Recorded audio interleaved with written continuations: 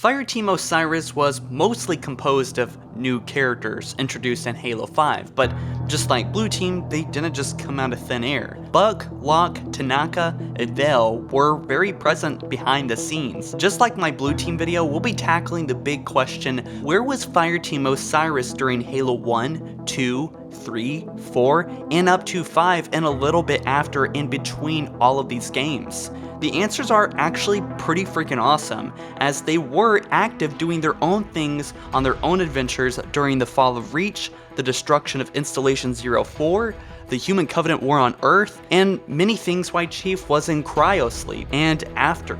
Today, I think you're really gonna enjoy this, so come on, let's get into it.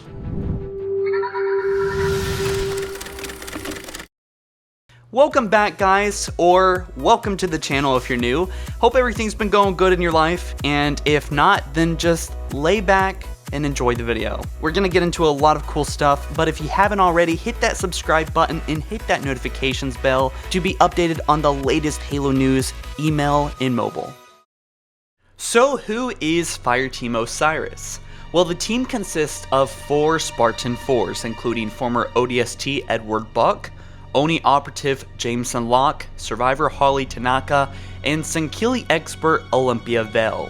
Being some of the most effective and secretive Spartans in all of history, along with their skill set, makes them perfect to carry out the dirty work assigned to them by the UNSC and Oni.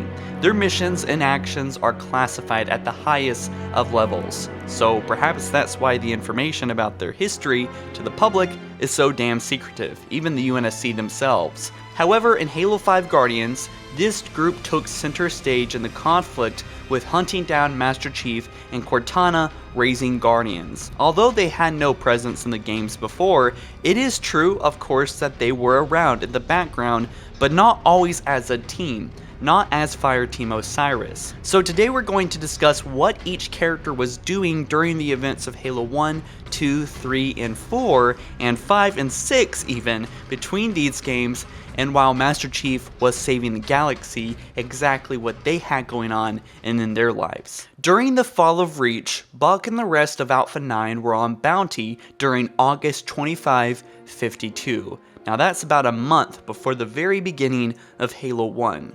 Coleman, a veteran ODST that was a part of Alpha 9, was killed in combat, and that would actually lead the spot to be filled by Rookie later on, but we'll get into that later.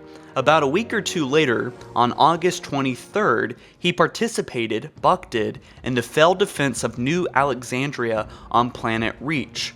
Buck requested assistance for Noble 6 actually, and after receiving his help, Buck left the city as him and other surviving members of Alpha 9 evacuated to Earth as Reach fell to the Covenant.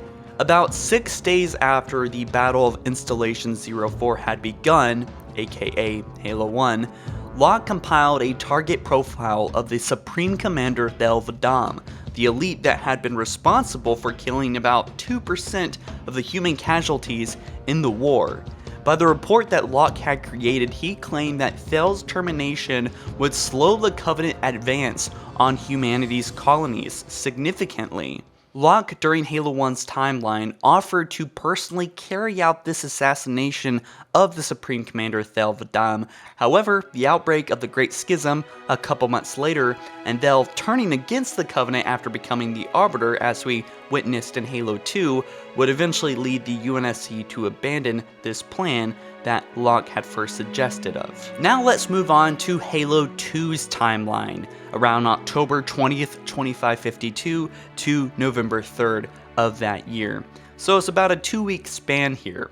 So during the Battle of Earth at New Mombasa, Buck and his team Alpha 9, consisting of Dare, Mickey, Dutch, and others, their classified mission was carried out for Oni to drop into the premises of Oni Alpha Site and secure Vergil subroutine.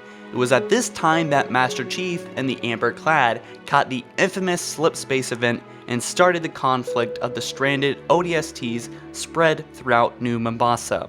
You may remember this from Halo 3 ODST. They eventually regrouped and were successful in their mission and brought the floating testicle monster thing to Earth for interrogation. Alpha 9, along with Buck, returned to the field. Although it's not quite confirmed, it's likely that Locke at this time had spent more time training and serving Oni's intelligence and top secret information against the Covenant in Section 3 of Oni. Interestingly enough, it was actually during Halo 1, 2, and 3's timeline that Holly Tanaka was a survivor of her glassed homeworld, only about 22 years old and had no military training at this point. On the planet of Manab, the Covenant rained down attacks, and Holly, along with her family and a few other survivors, had to bear the brutal reality of the post-apocalyptic nuclear winter that the glassing brought about. And if that wasn't bad enough, some people went crazy, along with the scavenger Covenant aliens attacking them. Tanaka was eventually kidnapped by insurgents, and they fought off the advancing Kig-Yar. And with her life threatened, Tanaka agreed to join the insurrectionists and wandered aimlessly throughout the wasteland until she was rescued later on. So now let's get into Halo 3's timeline. Now, this timeline actually goes from Halo 3's very beginning all the way to Halo 4's very beginning. And this is actually the biggest one because it's about 5 years long. Master Chief was in cryo and a lot of events happened during this time. So let's get into it. Following the end of the Human Covenant War in 2552, Olympia Vale, interested in Sankili culture, finally enlisted in Oni, where she was given the opportunity to travel to a Sankili frontier colony of Kalmathka, where she observed and learned priceless information from the Sankili while the colony was deep in civil war, with the swords of Sankilios fighting those who still believed in the Covenant's religion after the fallout of the Great Journey. By February 15th, 2553, June, the only surviving Spartan from Noble Team from Halo Reach, came to Buck to convince him to join the new upcoming Spartan 4 program. Now initially, Buck declined the offer, but a year later after Rookie was executed by rebels, Buck still declined the offer to become a Spartan, but when June explained that the program had expanded and allowed his surviving teammates to become Spartans from Alpha 9, Buck accepted and became a Spartan 4. Now it was sometime this year, although it seems to be unclear, at least in my research, that Holly Tanaka, at the age of only 23 years old, would be rescued and begin her training in the UNSC Army. So keep in mind, Master Chief right now is in the middle of space, in the middle of nowhere, and is floating adrift towards Requiem. So by March 2555, Olympia Vale, like the others besides Buck, still had not joined the Spartan 4 program, but she was selected as a member of a joint human-Sankili force sent to the Ark on a covert mission to stop the Halo Array's activation sequence discovered on Installation 07. Zeta Halo. Interestingly enough, this is actually the ring that Halo Infinite, or at least a part of the campaign, take place on. It was around this time that Olympia Vale served as a professional diplomat and an expert in Sankili language and culture for Oni. At a very young age, Vale learned much about the Sankili, took a lot of interest in it during the Human Covenant War as a child.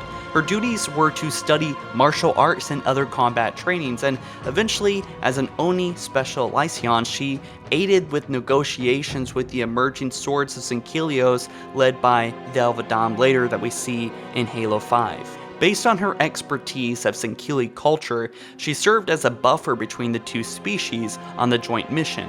After reactivating the portal of Void, retrievers began causing destruction nearby on Earth, beginning to mine and destroying everything in their path.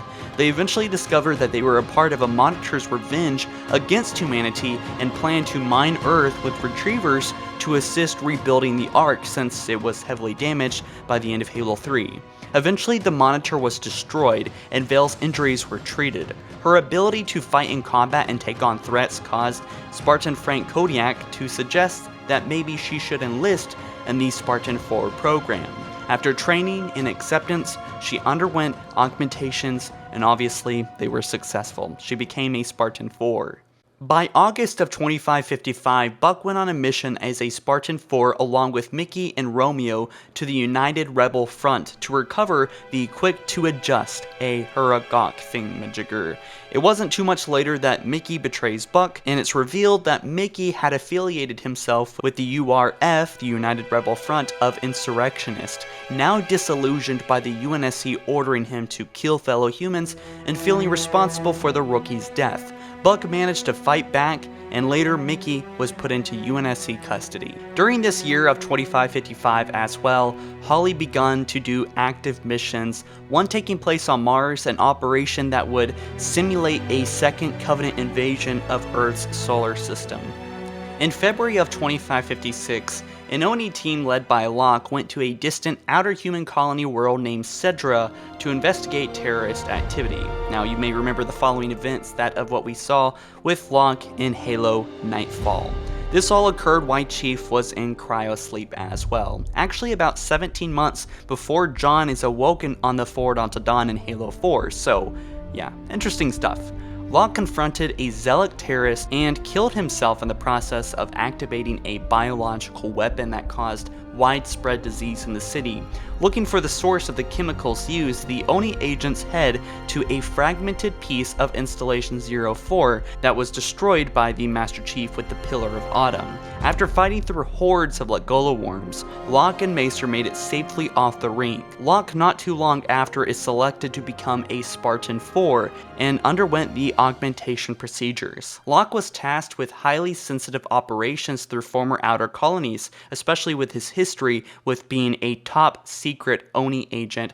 They were all very successful missions. So despite the Treaty of 2552 ending the Human Covenant War, dissolving it into peace, Covenant remnants still raged on, even glassing planets. Holly Tanaka assisted one planet after such a glassing occurred in 2556, and she set out to recover survivors. Although it was no more than a year later that Tanaka, with her wits, selflessness, and initiative, caught some attention and was deemed a perfect candidate for the new Spartan 4 program, in which she volunteered for augmentation and had successfully become a Spartan 4. In February of 2558, while Master Chief and Blue Team are out running errands and missions for the UNSC, Spartan Tanaka was assigned to the UNSC Infinity, her first mission being to assist in Operation on Requiem, helping fire teams Majestic, Crimson, Ivy, you may recognize those from Spartan Ops, and defeating Drew Madama's forces.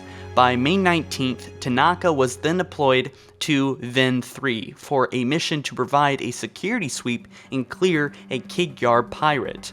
By September of 2558, about 7 months after Requiem was destroyed at the end of Spartan Ops, Operation Athena kicked off, being a covert UNSC mission to infiltrate the Song of Retribution and retrieve the Janus key Madama had. The battle took place between the UNSC, Covenant, and Foreigner forces at a Foreigner installation called Absolute Record. Eventually, the Ancilia destroyed the Janus key, so Jewel and the Spartans were able to escape, but Tanaka's next big mission would take place on the beginning of Halo 5 at the Battle of Kimchaka, as far as we know. So we're now at August of 2558. This is the year that Halo 5 takes place. Actually, it's about 3 months before the beginning of Halo 5 Guardians. So during August, Locke went to complete critical operations such as defeating insurrectionist forces, a counter-strike on a brute forge ship, a surveillance mission to map Jackal salvage operations,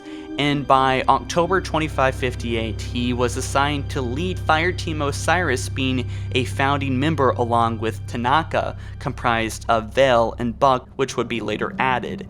It was also by this time that Olympia Vale had undergone 7 military missions and 2 campaigns as a Spartan 4, and she was assigned to follow Locke into combat, along with Holly Tanaka, whom at this point had completed 23 military operations, including 14 full campaigns in her whole career, both as a Spartan and as a Marine. So now we're pretty much caught up. I grabbed pretty much every detail I could possibly grab that was relevant and threw it in here as far as their history. I wish we had more details, but now that we're all caught up, what happens now? Well, Halo 5 story pretty much. One of their very first missions were to be deployed onto Kamchatka, rescue Halsey, and return her to Infinity, in which they learned that Cortana had entered the domain, and a bunch of stuff happens I'm sure you're very familiar with and refreshed on. But eventually they arrive on Sekelios, they assist the Arbiter on the final push against the Covenant Civil War, and still away on a Guardian that teleports them to Genesis, where they end up saving Blue Team from Cortana's kidnapping. Just in 24 hours after Halo 5's ending, not a lot of people know this, Blue Team and Fireteam Osiris regroup on the Infinity. Soon after, Buck and Dare travel to Bala, the homeworld of the Grunts, and discover that the Ongoi have accepted Cortana's offer. And a few months after that, up to February of 2559, it's confirmed that the Infinity and others are still actively running away from Cortana. And all the way to 2560, a year and a half later, we see that Master Chief is on Zeta Halo for unknown reasons in the Halo Infinite teaser. So anyways guys, that's it, but what did you think of all this? Did I miss anything? Do you want to see more of Fireteam Osiris and Halo Infinite or not?